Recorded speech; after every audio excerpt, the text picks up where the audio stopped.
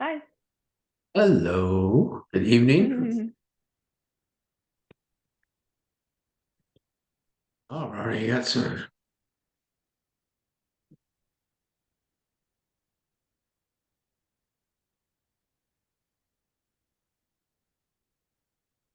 We gotta check. Can everybody hear us okay? You unmute and let us know that you can hear us. Oh, yes, well, it's a thumbs up. Okay, all right, good, yeah, Either all way. right, good. Yep, we can hear you. Okay, Thank you. wonderful. Okay, thanks. All right, we're gonna give it just a few minutes, let people join us, and then we're gonna share our screen and get down to business.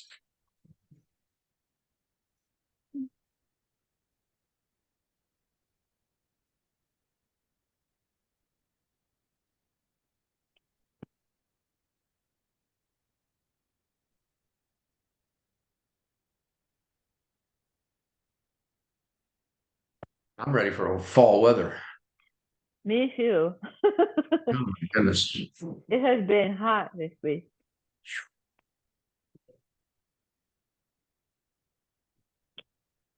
Supposed to be like this in July, isn't it? August? Not. Right, not September.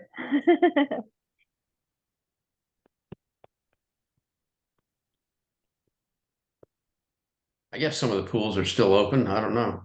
Ours is not.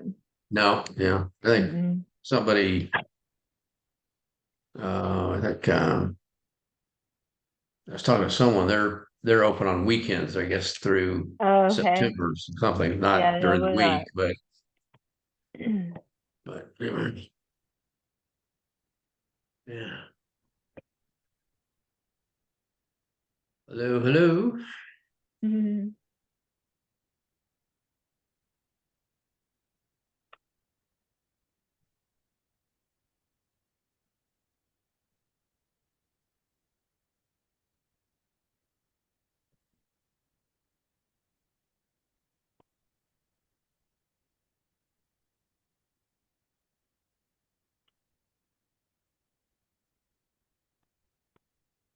We should, If you guys wouldn't mind putting in the chat, what grade level your student that'd is, be good. because we'd love to know who we have here with us tonight, Yeah, so we can make sure we hear our conversations in that way. yeah. That would be great. Mm-hmm.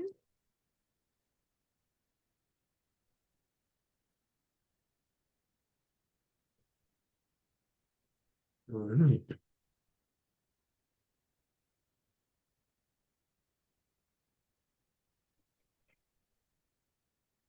Great, we have a variety. I love it. Good. All right. Wow, eighth grade. All right. Oh my goodness, that's great. All right. Yeah.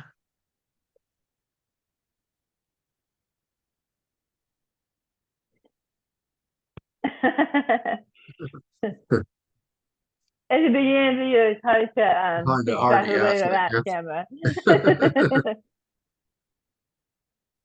Yeah.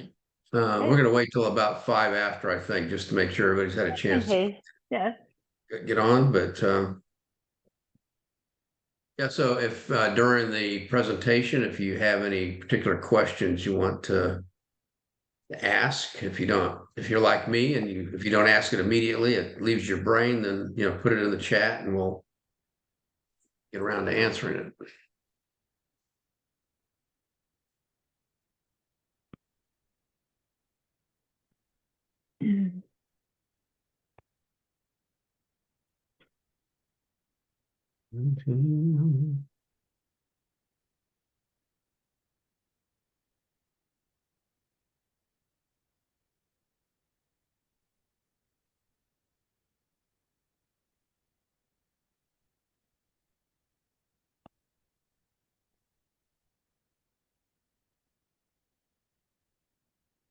For our program at Richmond Christian School, we engage with 11th and 12th graders. But what we're going to talk about tonight is great information, even for middle school parents, understanding what's coming down the railroad track at you, and what you need to be thinking about and perhaps planning for as your child progresses through high school. So I'm really glad we've got some parents here with younger me too.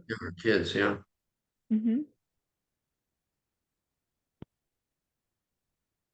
All right, give it just another couple of minutes and then we will get started. We want to be respectful of everybody's time this evening. So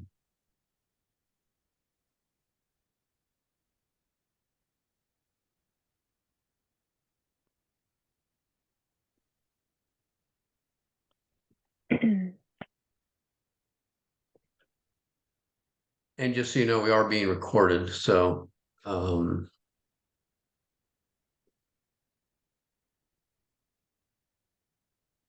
I guess we need that full disclosure, right? Okay. Yeah. I think Zoom automatically tells you too when you start recording. We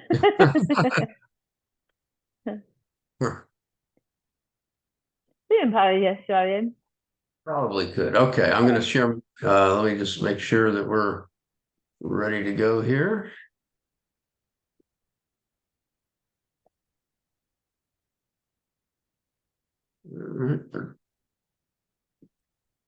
Share my screen, and we will get on with it. All right.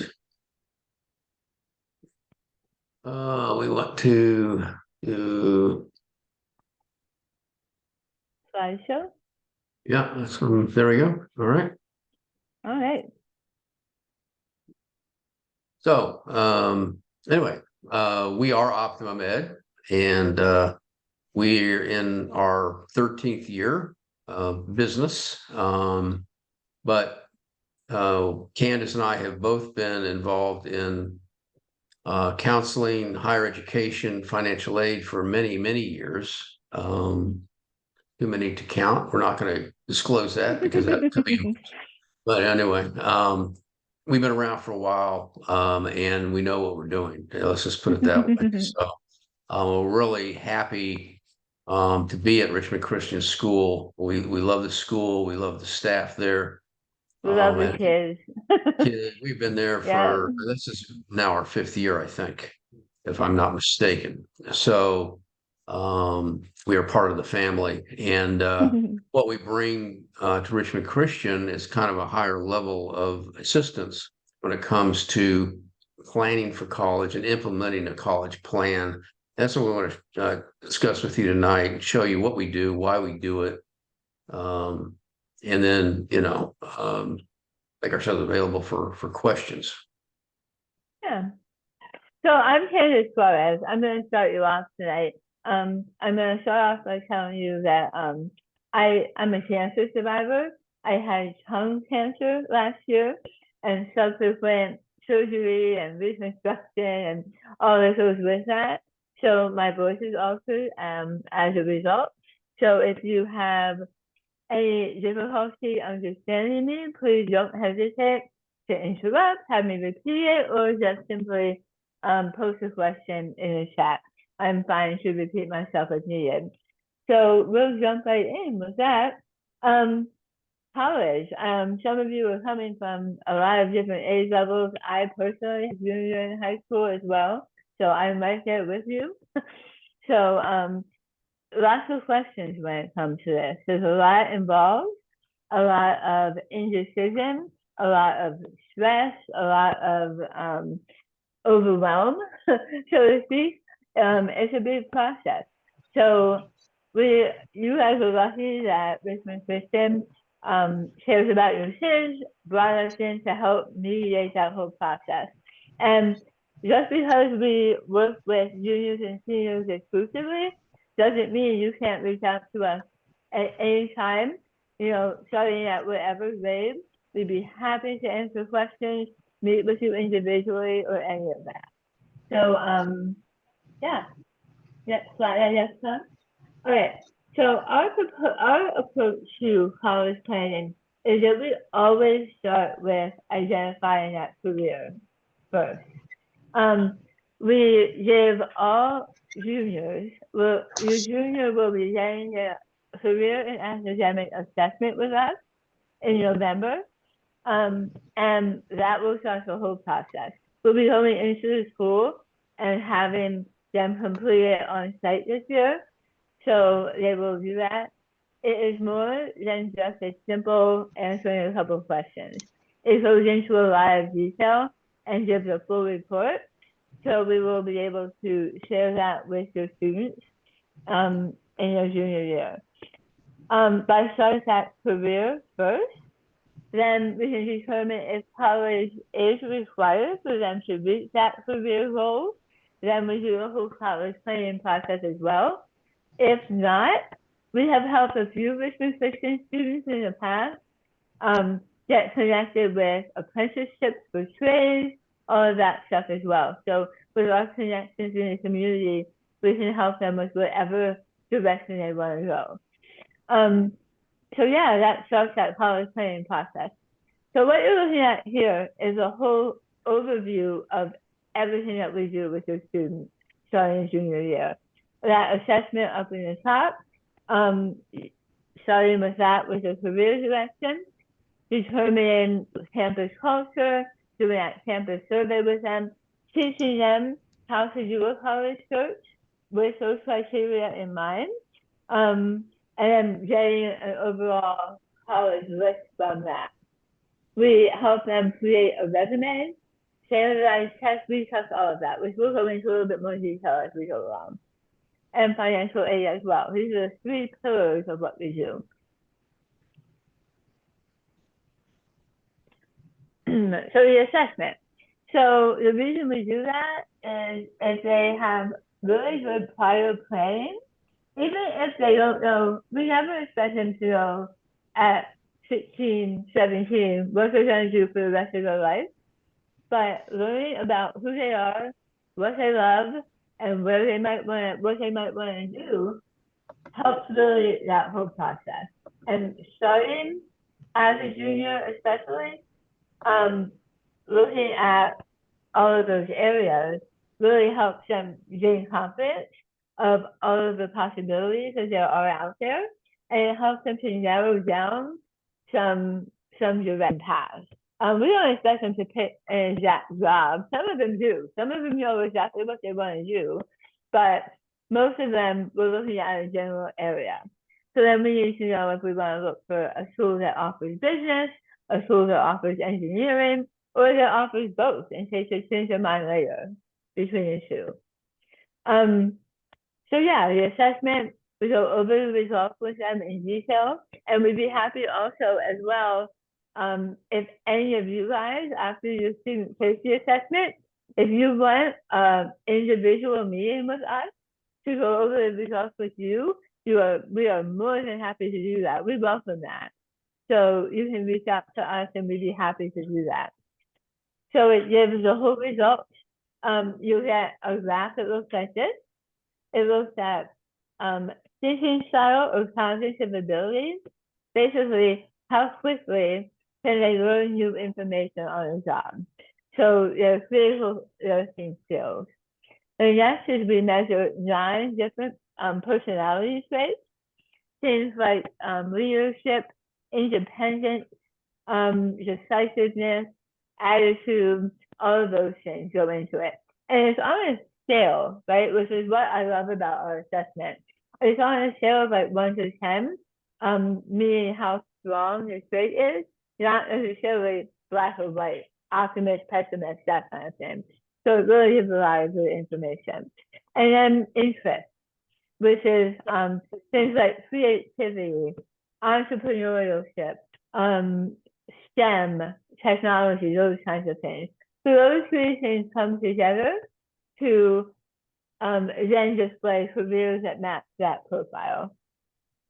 From the careers, they get a report that gives them live links out to this website called the ONET. which gives them a lot more information about each of the careers. So they can do a deep dive and really do some research on what a day in the life is of that career, tasks involved on all of the daily activities, that kind of thing. It talks about education level requirements. It then will talk about wages, right? It will give you how much they might be expected to earn after they spend that time in college. So yeah. So we really don't want to try and fit square pegs in round holes, right? We want to figure out your individual student, what is best for them, figuring out, like I said, who they are, what they love, where they want to go, and helping them to get there. All right, so the next thing we talk about, after we talk about academic math, we talk about college environment. There's a lot that goes into that. Things like size, location, whether they want an urban campus like a VCU, whether they want like a suburban or rural campus way out in the middle of nowhere. What kinds of things do they need to have on a campus? Activities, are they playing a sport that they want to continue playing in college? Are they in a club that they really want to make sure is available to them when they get there? All of that. So we help them really narrow down what they love. And we recommend that they go visiting because your kids, especially because they're in such a small environment, they might think that they want some huge like Virginia Tech, but until they step foot on a campus like that, they might not have a concept of what that really means. So making sure that they visit, whether they want that, so you determine what feels right for them. And then we'll talk about financial context as well. So Tom will join, we'll talk a little bit about that as part of the presentation tonight, offering you assistance in that financial piece as well. All right, so we have them really be looking at all of these things in a campus and developing a big list to start from. A lot of our kids that we work with have like 20 tools on their list at first, and that's great. We want them to cast a wide net, right? And then at maybe beginning of senior year, we start to whittle that down. So many kids, even, end of junior year, they have maybe 2 or 3 in mind. And we really encourage them to do a wider search and get a big list of possibilities because they just know what they know. So we try to expose them to things outside of what they might have heard of before. So. And then we talk about parts of the college application.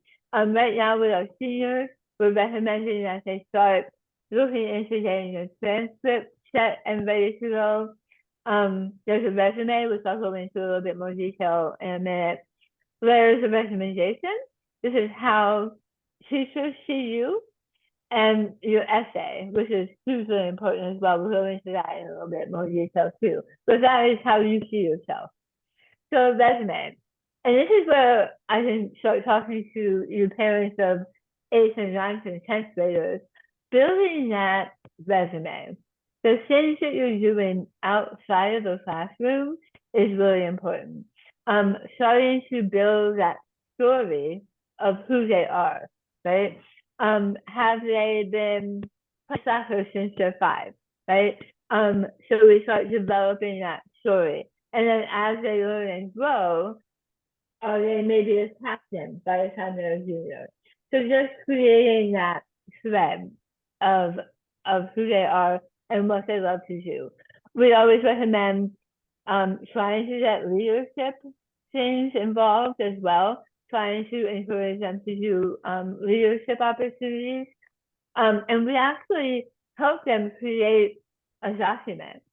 We use that in our marketing purposes, where we have them send it to that big list of schools because that helps them say, hey, I'm interested in going to your school. Here's a little bit about me. And oftentimes that starts a conversation with admissions officers. It starts sometimes we've had kids get interviews from sending your resume. You can send it to request information from the school on a particular program, all of those things. So, and having a resume, an actual printed document, is great for if they go to college fairs. If they go and tour the campuses, they can hand it to admissions people so that they look very professional and put together. So there's this big thing called demonstrated interest, and that is all the things listed on here. And that is admissions officers want to offer admission to students who really want to go there, right? They want to have that percentage of admissions offered to admissions accepted. They want to get your percentage rate high. So some schools measure it, some don't, but you don't know who does and who doesn't. So it can't hurt to really keep all of these things in mind when you're engaging in schools. If you're going to make a campus visit, register for that campus visit. Even if it's a self-guided tour, making sure they know you visited, so they know you're interested. Not just driving through and getting out and walking around. And then we also talk about your resume is needed for that activity section of the resume of the application anyway. So instead of sitting down the night before your application is due and trying to remember what you did as a ninth grader, having it all organized well in advance and starting to keep track of it 8th, 9th, 10th grade, we help them push together the resume as a junior. But starting to track it and keep it all in one place earlier is really to your benefit. All right, SATs. So there are some schools, many schools, that are still test optional, but we recommend taking the test anyway, just because you don't want to be in a position where you absolutely want to apply to a school on your list and they require the test, and it's too late for you to take it at that time.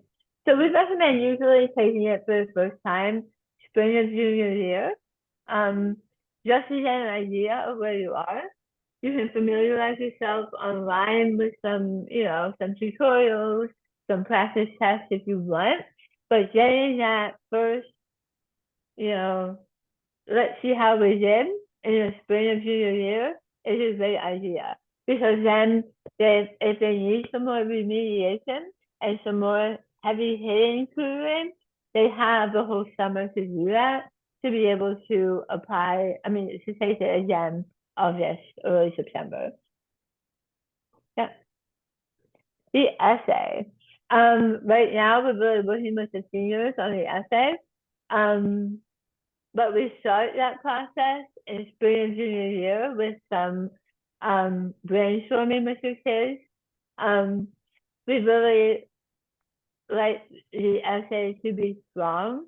We help coach them and edit on a good beginning that grabs attention right away, and storytelling. This is not an essay about all of the extracurriculars that you're involved in. This is not an essay about how great you are at such and such. This is a storytelling creative process. This is in your own voice who you are and demonstrating that in a story. And we really help seniors hone this and help tell it to the best way that they can. It's all about packaging them in the best way so that they will get accepted to as many schools as they apply to. So, and then these are most common application problems.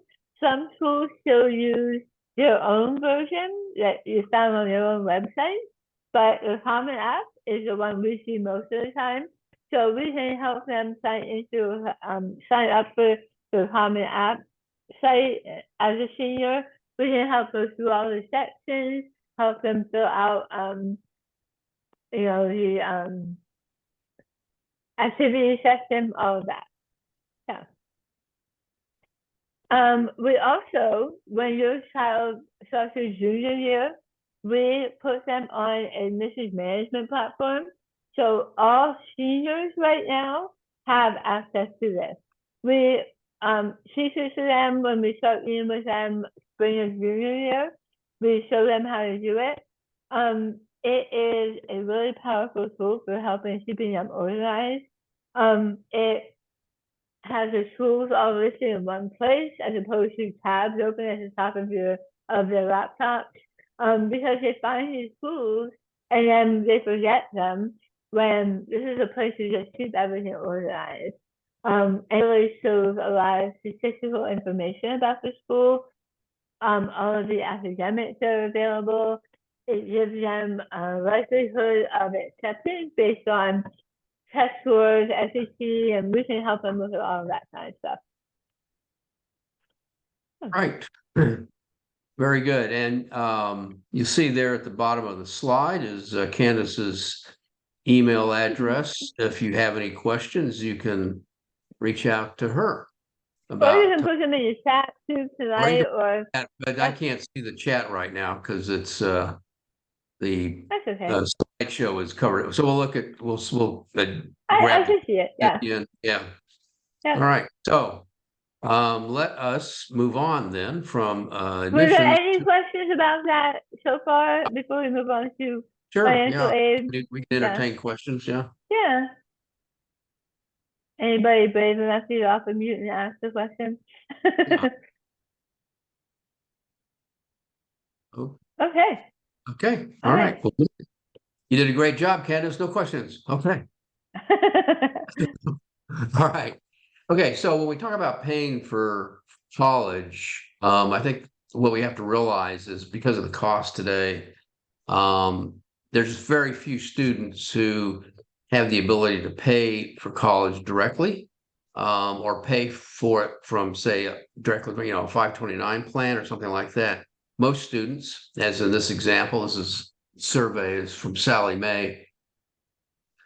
They tap into different resources to be able to pay the cost of education.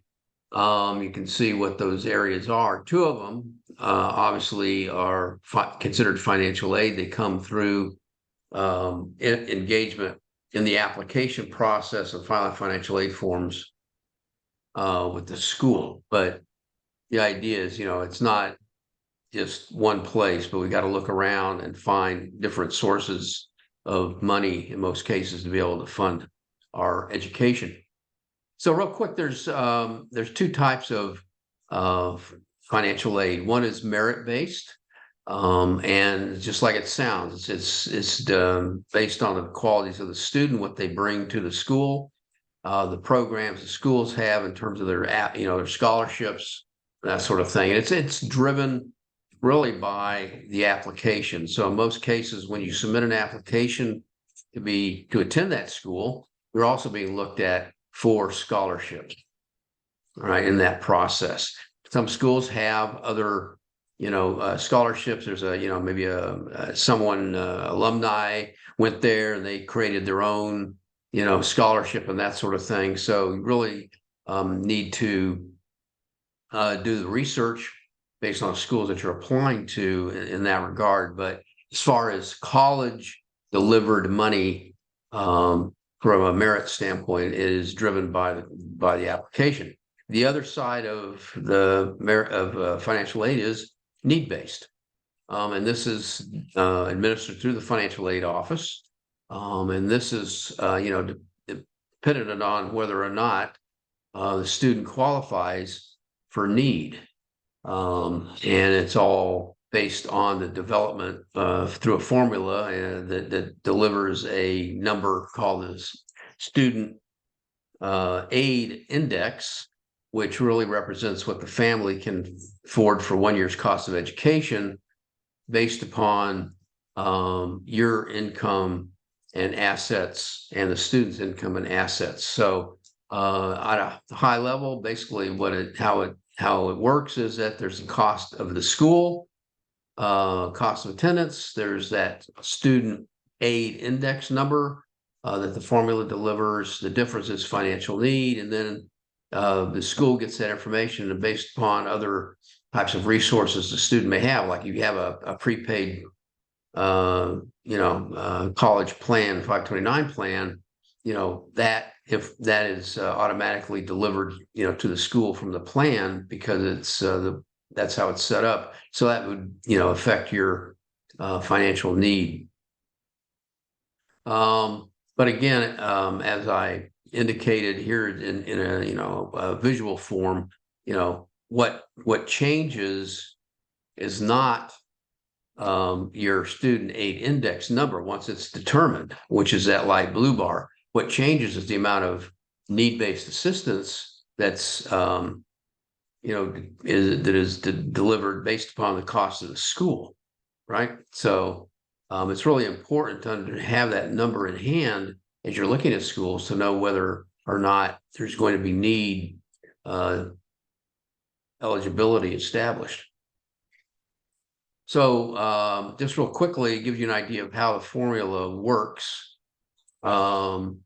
This is giving that expected family contribution we call the student aid index.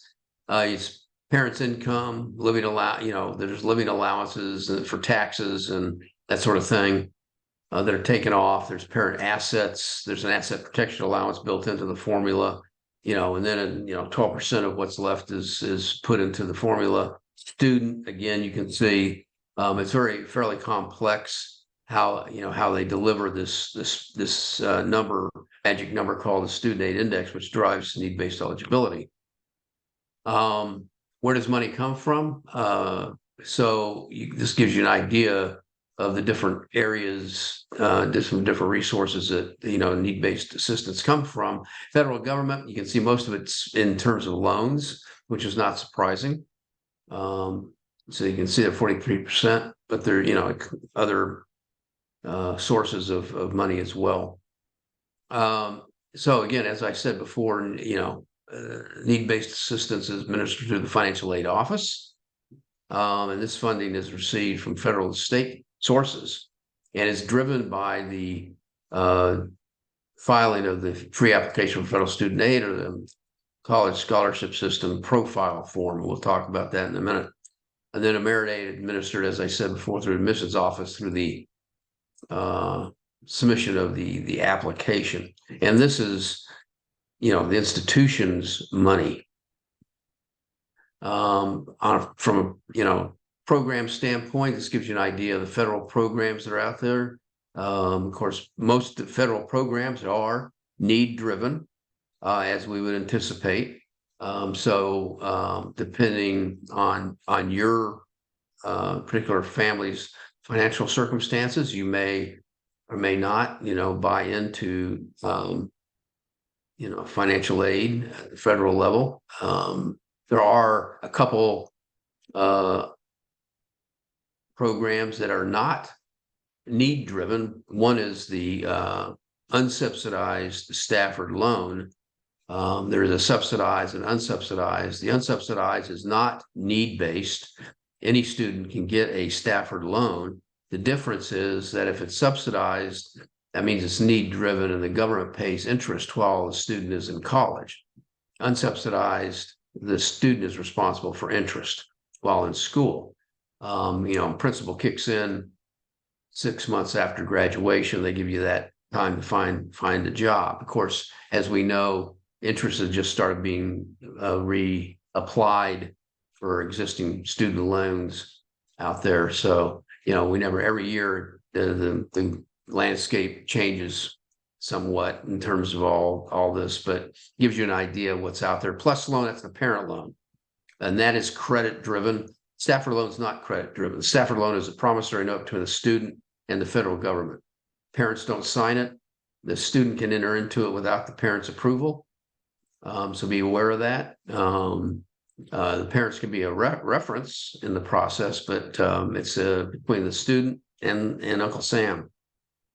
Plus loan is that parent loan, and it is based on the credit ability of the family, and you can, borrow up to the total amount of qualified educational expenses. And then, of course, depending on what state you're going to, there are state programs here in Virginia. There are scholarships and grants, depending on whether you're in a private school or a public school, that sort of thing. And as we said, depending on the college and what programs they have. So, it's, a lot of research is needed to bring all that together. So we know exactly what's being offered, what's available, and that sort of thing. Financial aid package, how does that work? Well, if you establish need, it is bottom filled. What do I mean by that? It means the first thing you're going to get is a loan, right? So, for example, if you remember the slide that the freshman loan level for Stafford is $5,500. So, say you qualify for $6,000 in need-based assistance, you're going to get a Stafford loan, $5,500, and that's probably all you're going to be offered. Some of that will be subsidized, some will be unsubsidized, but if you establish more need, then they're going to probably pack in some work study. If the school participates in work study program, that's the student is assigned a job on campus for a minimum number of hours a week, and they're paid to work.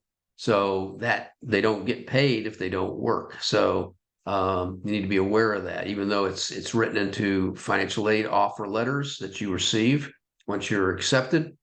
If the student doesn't work the job, they don't get paid. In some cases, it is you are not going to be able to rely on that to pay tuition, fees, room and board, perhaps miscellaneous expenses and that sort of thing, books like that. And then, again, if depending on the amount of need you establish, then they start giving you the good stuff, right? The grants and scholarships that you don't have to pay back. So this just gives you an idea of what that looks like in terms of, two different colleges that cost different amounts. And, as, the more the school costs, the more opportunity there is to get, grants and scholarships. But again, what the family pays is going to stay the same once that's determined. And here's, the other thing to keep in mind is, just because you qualify for a certain amount of financial need doesn't mean the school, based on their resources and their student population, they can cover that amount 100%. So here, Virginia Tech, it historically has covered only 55% of the need established, whereas University of Richmond has covered 100%. There's some things operating here, obviously, that cause that to be possible. Richmond has a lower, a smaller population of students that they have to serve. They have greater resources. Virginia Tech, being a state school, is really basically dependent upon federal and state money. And again, they've got a greater population of students that they have to serve each year. And, it's unknown as to exactly what that need is going to look like until students apply. But again, it's something to keep in mind. This information is available out there. Okay, when we talk about, filing the forms and how certain different things are looked at in the formula, there's this big question of dependent versus independent students. Mom and dad said, well, we're not paying for college. That's up to Johnny or Susie to deal with it. Well, Johnny and Susie is not going to get any financial aid, if mom and dad don't submit their financial information. Doesn't mean they have to pay anything, but there's not going to be any financial aid considered without that information being submitted through the free application for federal student aid. Being independent is driven by very specific criteria. It's not just because mom and dad said you're independent. It's, you have to be 24 in the year that you file. You have to be a vet. You have to be on active duty. You have to have dependents. You have to be married. You have to be a graduate or a professional student. Or mom and dad are both incarcerated in jail, or you're in guardianship. Those kind of things are very specific criteria that make a student independent, not just because mom and dad decide they are. It doesn't work that way. So be aware of that.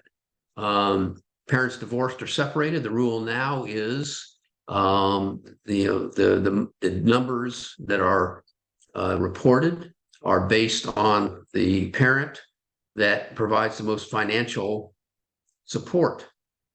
And if that parent is remarried, the husband or spouse is going to be required to submit their financial information as well. You can yell all you want, but that's the rule.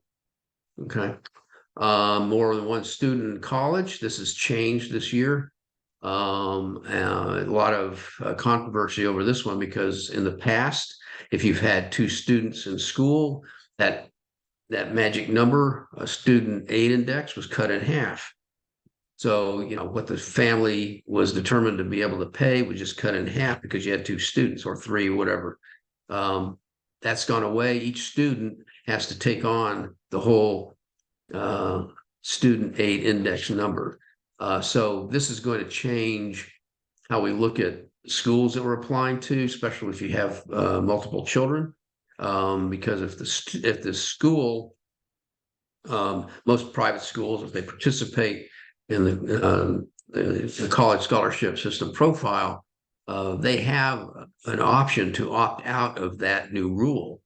And so I can see readily that there could be circumstances where it makes a lot more sense to have your kids going to a private school that accepts that concept of slicing up your student aid index per student, rather than each student having the whole number to deal with at a state school. So again, we can talk. If you want to talk more about that, we can do that. All right, free application for federal student aid is administered by the Department of Education, used by all colleges and universities to distribute federal money. Okay, so my advice is, whether you think you're going to qualify for aid or not, you've got to file the FAFSA. Why?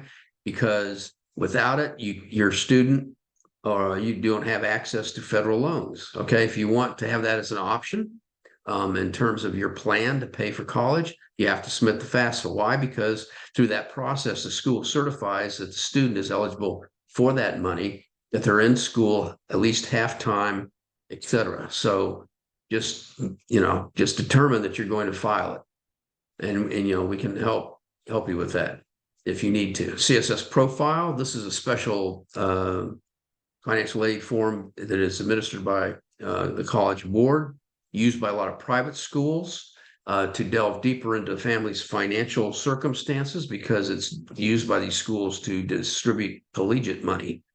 There are some public schools that use it as well. Here in Virginia, UVA, William & Mary use it. So just be aware that you may be filling out another financial form other than the FAFSA, depending on schools that are on your list. Under normal circumstances, the student can begin filing in October 1st of the senior year, based on your last completed tax return. But this year, because the rules have changed dramatically, there is and the government, of course, was not able to keep up with all that, so they pushed filing for this year back to December 1st, hoping that next year it will return to October. All right. And then the other part of the process, obviously, once we know where we're attending and how much aid and assistance we're going to receive, we need to figure out how we're going to pay the family's part, or what's left over. And so there's different ways of dealing with that. But again, it becomes a little financial plan for the family and the student. And, so we can help talk through that if you want. And again, just as in the admissions part of what we do, we have a very powerful financial aid management platform for families to use as well, where you can go in, you can put in your financial information. Again, both of these platforms are secure, they're private, but you can set this up. We can collaborate online. I can help you go through it, but we can put your financial information in there, the students' financial information, the students' academic information, the colleges that are looking to apply to, and it basically delivers side-by-side comparison of net cost, merit aid available, etc. Anything you want to know about, paying and financing education. It gives you the ability to create a 4-year payment plan as well. So there's no surprises. And there's my email, pleahy@optimumedcenter.com. If you want access to this platform, please reach out to me through the email, and I will send you the link that you can set it up. I would suggest that it's probably not really something that you want to engage in or really practical until you probably have a junior. Obviously I'll give it to any parent that wants it, but I think, beginning junior year is probably a good time to have it, because you can go in and you can determine what your student aid index is, that magic number. You can see it across the top there, Jack Smith. You can see those numbers across the top. That's where that happens. That formula is determine how much that family can afford.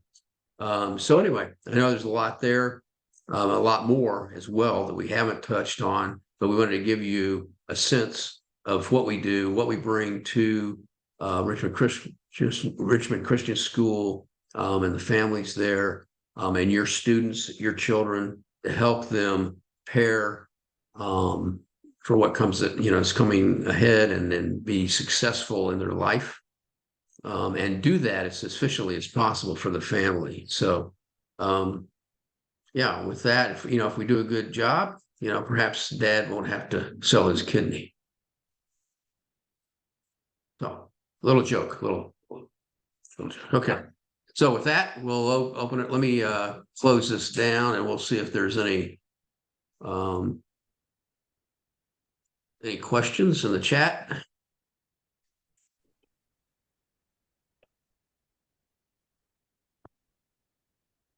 Yeah, or you can take it off mute if you have any questions too. Happy to answer anything you have on your mind. Pretty good group of folks here. Yeah, I know. It makes me happy. We got so many people coming out. That's great. And just to let you guys know, yes, we are hosting a I was getting ready to say the same thing. College and career information night at Richmond Christian School on Thursday, November 2nd, in the evening from 5 to 7.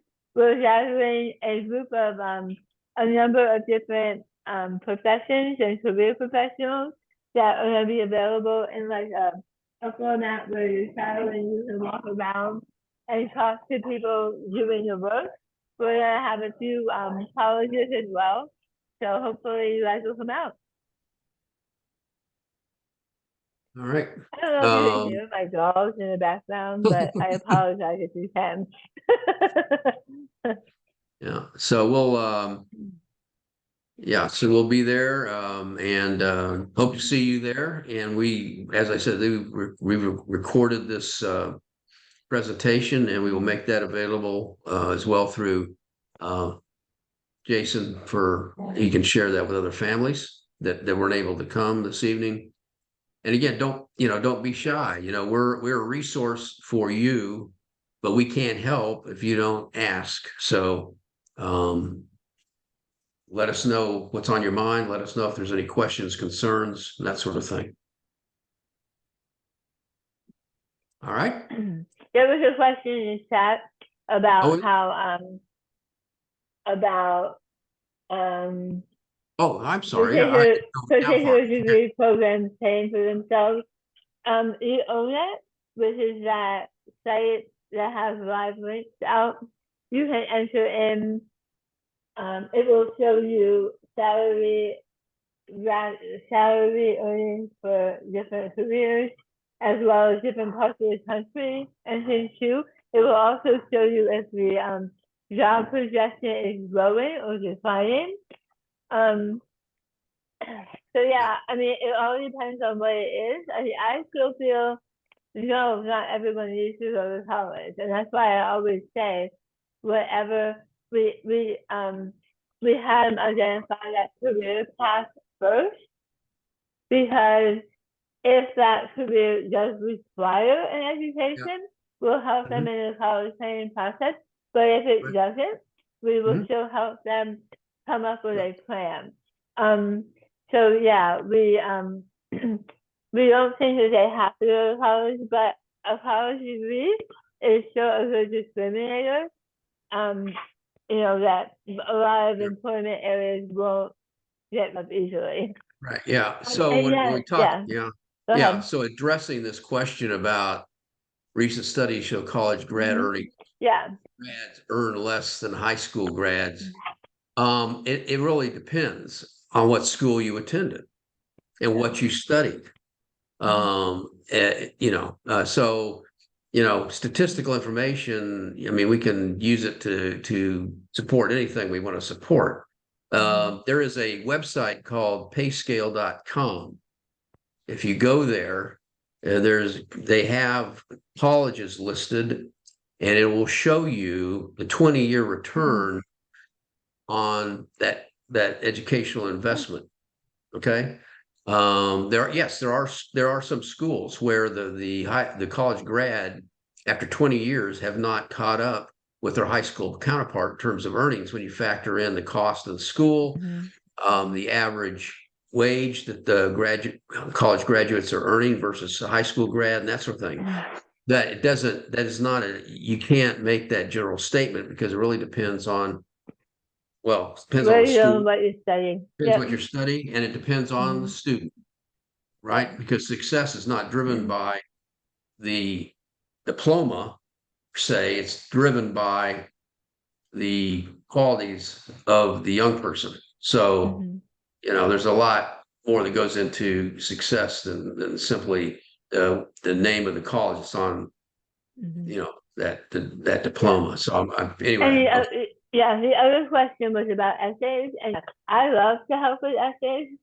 Right now, our seniors, I gave them all my email address and asked if they email me and get me on they can share an essay Google Drive. I will help them edit that in between our visits. But right now we'll be seeing each of the seniors every other week, and we will absolutely help them with their essays. essays are very important to the application process, hugely important. Yep. And so we cannot stress that enough, and we need to take time to really craft that personal statement in a way that's going to get attention, and it's going to tell a story about the student and what they're bringing to that campus besides their academics and their extracurricular activities. Yep. So we can help with that. Yeah, and yes, we would help them if they wanted to go to a community college first and then transfer Yes. to a 4-year. We can help with that as well. Right. Yeah. We oftentimes, um, you know, we still say they should have a plan, because we were talking to someone today who their potential career path, they would have to start freshman year of college in that program to get all of the requirements done. But they might not be able to get those classes in community college, so it all depends.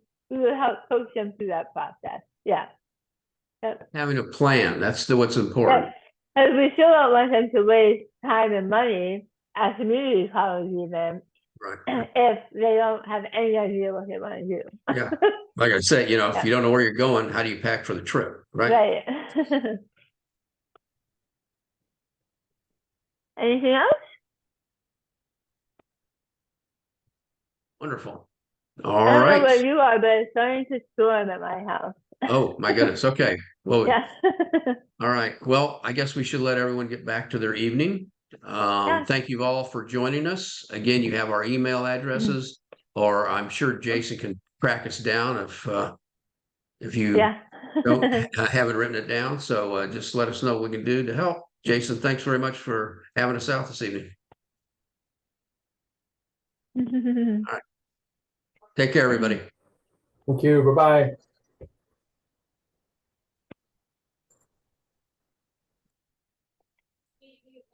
My power is blinking. Oh, really? Oh, my goodness. Yeah.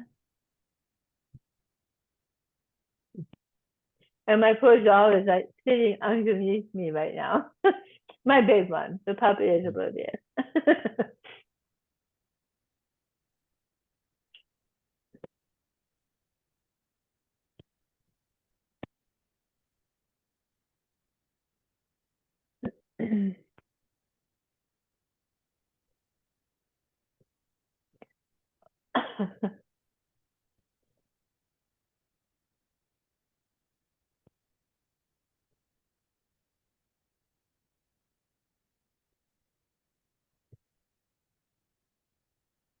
For that.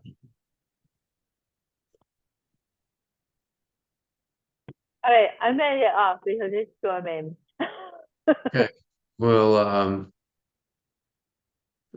maybe chat tomorrow at some Okay, point. that But sounds if good. not, all right. Take care. All right, bye. Bye.